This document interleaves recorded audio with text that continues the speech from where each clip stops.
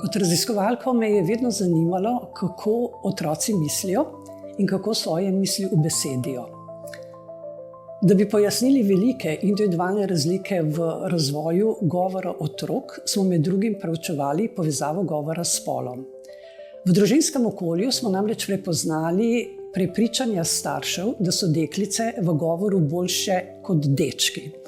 Ko smo kasneje opazovali njihovo vedenje, se je izkazalo, da so deklice deležne v družinah več spodbud in posledično so se začetne majhne razlike v govoru deklic in dečkov z leti šolanja in s starostjo povečevale. Pogosto se sprašujem, ali bodo otroci, ki odraščajo danes, kos vsem izzivom prihodnosti. Zdi se, da ne.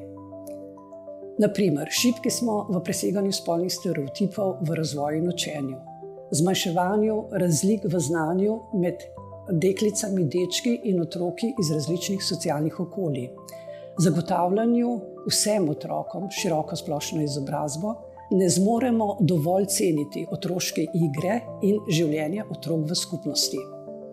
V razvojni psihologiji vemo, da so vsi otroci, čeravno zelo različni med seboj, radovedni, učljivi, igrivi, polni čustev in domišljije.